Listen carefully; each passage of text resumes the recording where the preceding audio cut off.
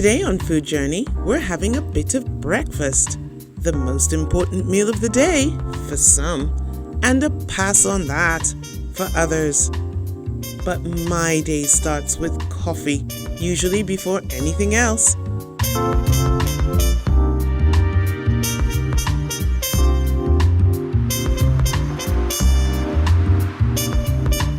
I love the taste of it, the smell of it, even making it fresh from ground beans, in this case, Nigerian.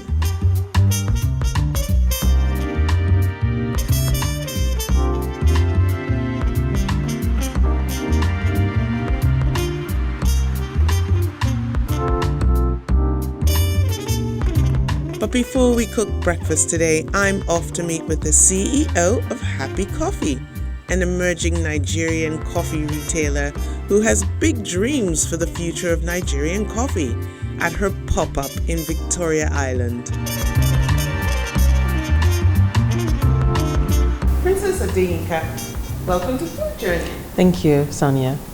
I'm really glad you're here to talk to us today all about coffee. Such a pleasure. Thank you. So my first question for you is, how do you think coffee is being sort of taken in this country and in Africa as a whole? Because I feel that sort of the colonialist era here in Nigeria might have left us tea, but coffee? How did that slip in? There are lots of misconceptions about coffee. Coffee is widely drunk in Nigeria. It's just that we don't have a coffee culture that is prevalent. So those are the two issues that we try to educate people about. We've been drinking coffee for decades. Even from research and from the International Coffee Organization, Nigeria is actually listed as a coffee exporting nation. So that means at one time in our history, we were exporting coffee in large quantities. Obviously, there are lots of things that has happened to the agricultural sector, and coffee wasn't left wanting. So for us as a nation, we can say that we drink a sustainable amount of coffee, although the coffee is imported, but we do drink coffee in Nigeria. Right. So now coffee needs specifics when it comes to growing it. Yes. The topography has to be correct. The soil has to be a soil that is well drained. Altitude, I think, might have something to do with it, and definitely temperature. Now, I know that coffee is being grown currently in Osun State, in Kwara, and Ogun State. Ogun State. Yes. Uh-huh. And I think even Bauchi State.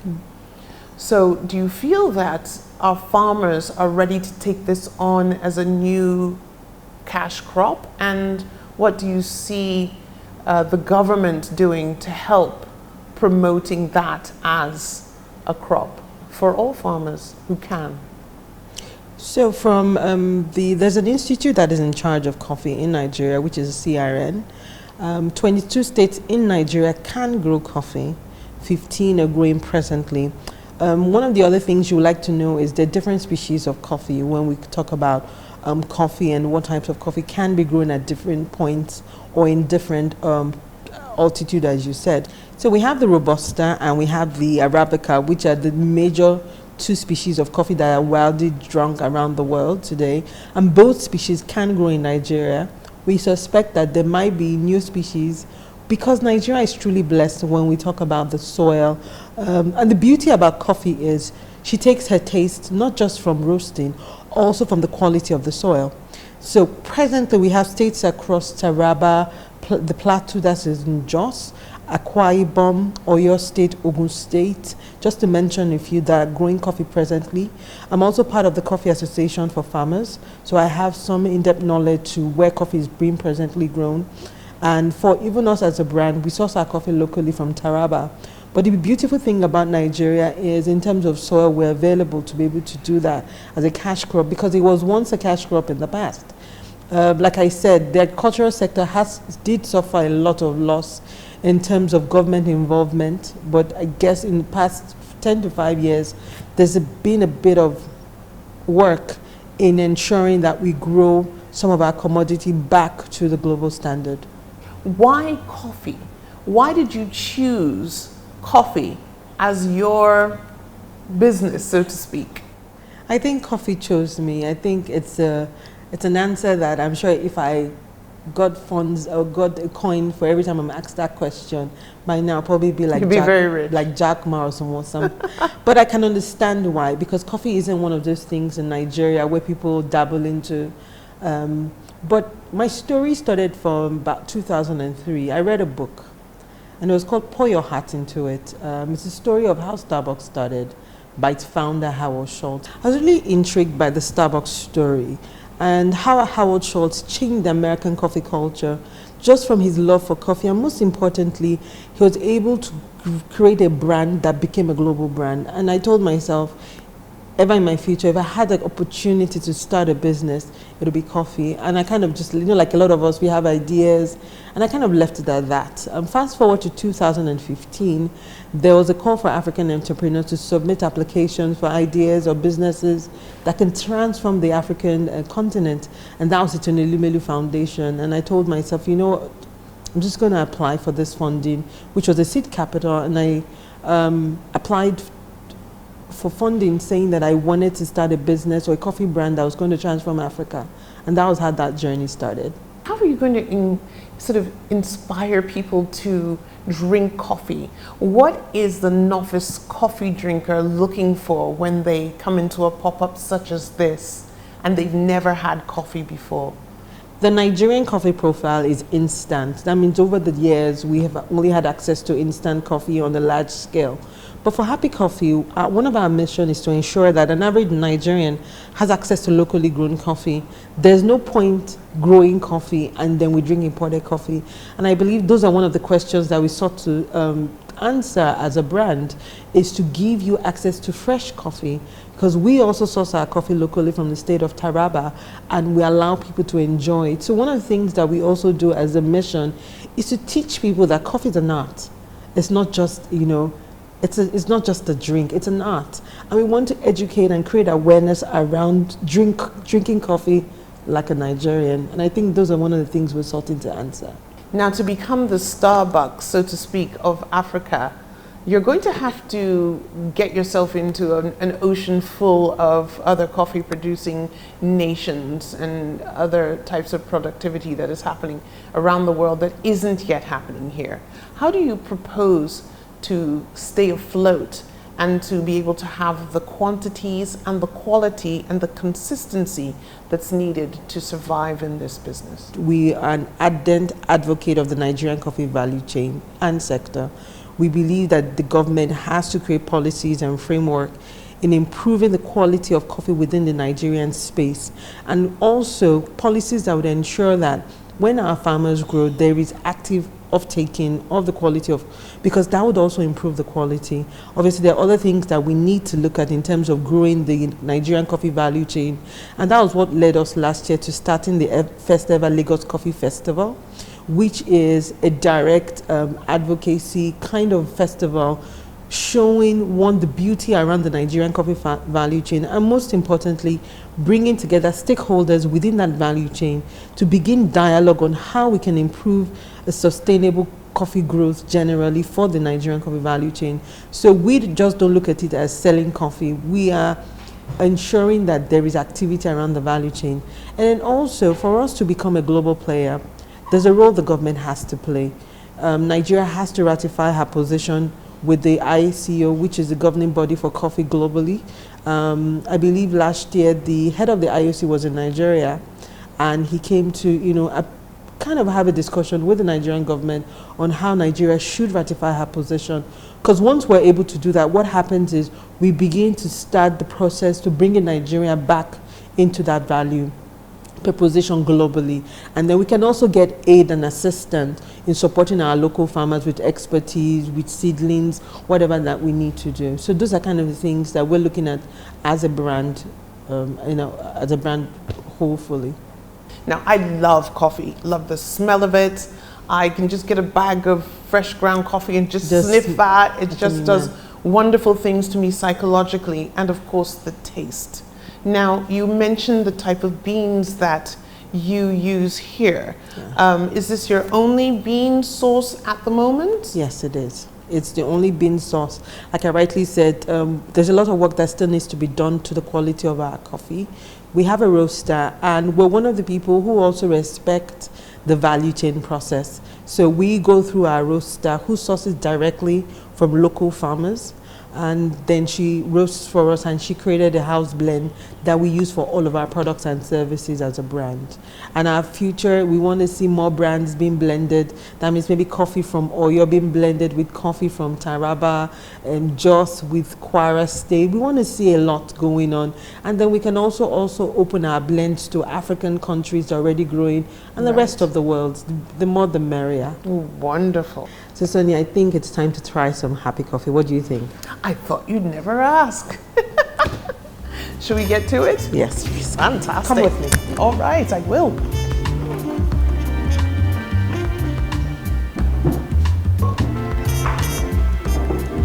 This is great. So tell me, what do you think is the best snack to have with coffee? A lot of people do a little biscuit, and well, of course here we're in Africa, so maybe something a little bit bigger than a biscuit.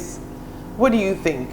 We like to make it very easy. Like you said, this is Africa. We like biscuit. We also like akara and bread. So for us at Happy Coffee, we promote how you like your coffee, and how you like your coffee, and then amazing, you know, depending on your palate, like we said, it could be bread, it could be croissant, it could be puff.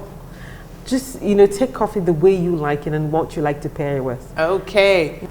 Now, this looks and smells incredible, so I'm going to do my taste. Are you going to join me? Yes, she's making me a caramel mac. She is. I'd like you to do that first. You want me to have a go first? Yes. It smells beautiful.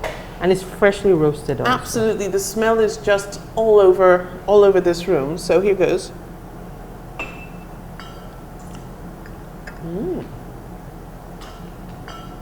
Let me do a double. Yes. Double it's take. a bold taste. It hits you right there.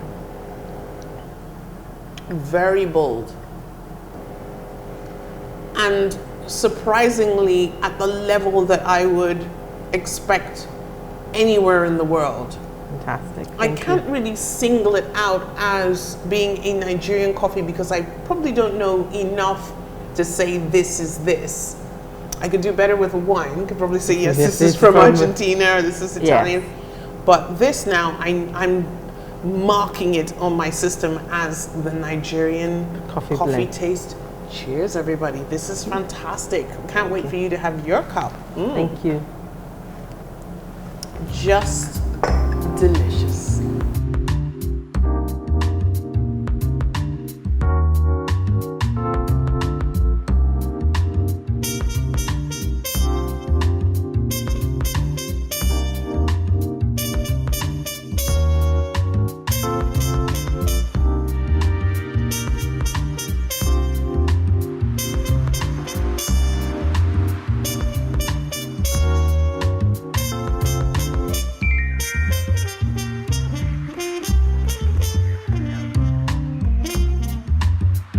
After that sip, Princess offered me a taste of some roasted beans from Taraba State. You know what? I really want to try one of these coffee beans. They're roasted, so I know it's going to be a crunchy kind of experience, intense experience, not so. So here it goes.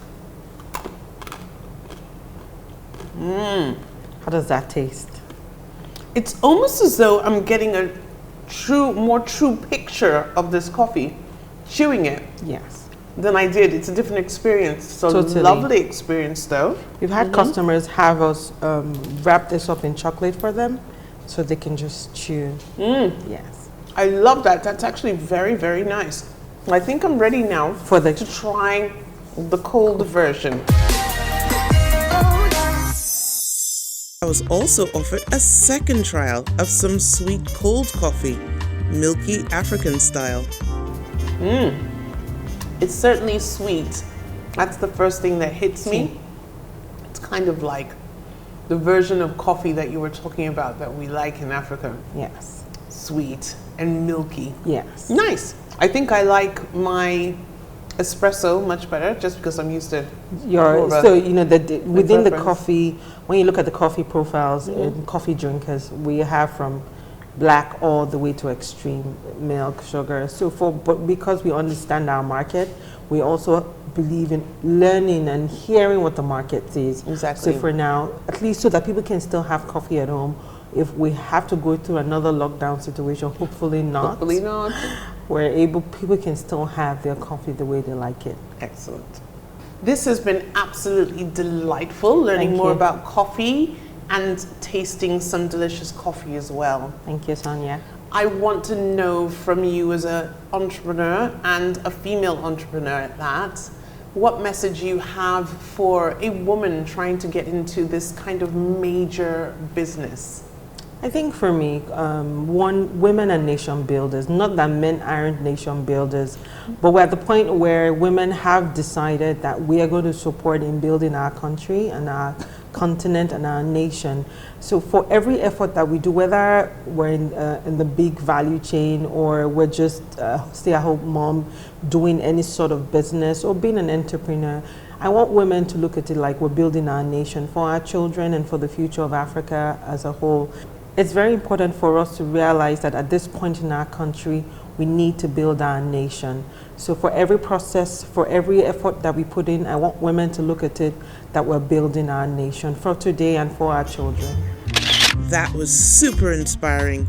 And now it's off to the kitchen to make my version of a very nostalgic breakfast. So, Dodo Special. Why is this so special for me? Well, it has a lot of nostalgia attached to it. And I remember when I was about 8 or 9 years old, my parents used to drive me from Benin to Ibadan to visit my uncle and auntie who ran a very small boutique hotel. And in the day, she used to make a plethora of dishes, of course, but for me, she always made the Dodo Special. It's really egg and plantain, but the way it's put together was put together with love, and I remember it, and I'm really happy to share this one with you. Plantain can be eaten in so many different ways and stages of life. Remember the patacons we tried with Chef Michael? Semi-ripe, mashed, and twice fried. Well, I'm using perfectly ripe plantains today, and we're going to slice them 1/2 inch thin in preparation for cooking. Okay, so the plantain first. Let's prepare that. Because it's just me, I'm just going to use one plantain. That's enough for one omelette. And just top and tail and peel. So just a little bit of a slice, a little bit of another slice, not going down too far. And just with the fingers, peel off the skin. See how it comes off so easily? Lovely, perfect for frying.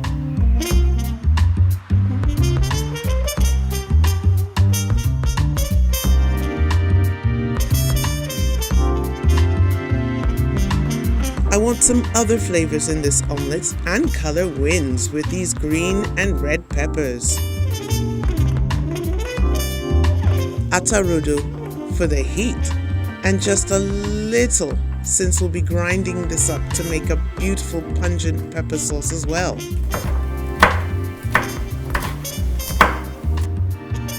Okay, time to fry these plantains. Just a little pinch of salt and just make sure all the pieces of plantain have a bit of salt. Hot pan here with some vegetable oil and just drop them in to fry. Lovely. Yes, I know, I'm not air frying. Well, not today at least. This is my old school recipe and I'm sticking to it, cooking the plantains in an older school way.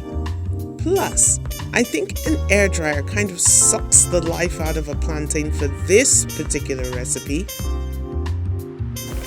Checking now. A little bit more time.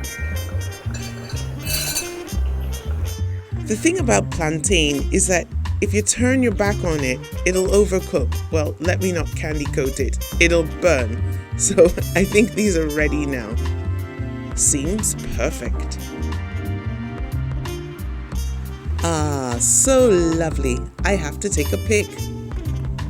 Just set these aside now to wait for the omelette. In the meantime, we're going to use a more traditional method to grind this pepper.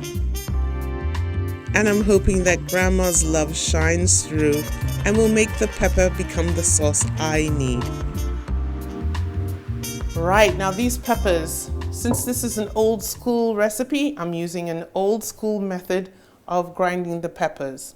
So first just need to take the tops off of however many I'm going to use. 2. Just making a little bit of sauce. And one more, I think. Maybe one more. Let's see how we go. I'm a bit nervous about doing this, everybody, but you never know till you try. So, one here, and this board has been wet, as has the stone. So here we go. Just let's start and give it a, there we go. It's happening. You can see open-handed how the pepper starts pulverizing right away. Okay, time to get stuck in and feel a real part of this. The pepper's stinging the air right now. I think we're good. So we're just going to scrape the pepper off of this stone. And I'm completing the sauce with some salt, some olive oil, and a refreshing squeeze of lime. My aim with this is to distract slightly from the heat and keep it liquid without destroying neither the heat or the flavor. Now it's time to put together the omelette. So simple. We're cracking eggs one by one for a 1, 2, 3 egg omelette. Go on! You live only once. First in a separate bowl to make sure they're okay. Start with sauteing the onions.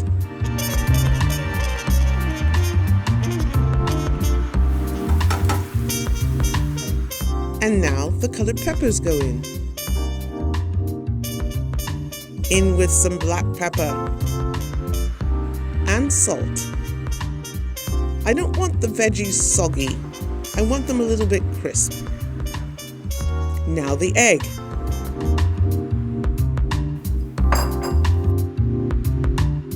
Tease it away from the sides for a fuller finish. And let it nearly cook through.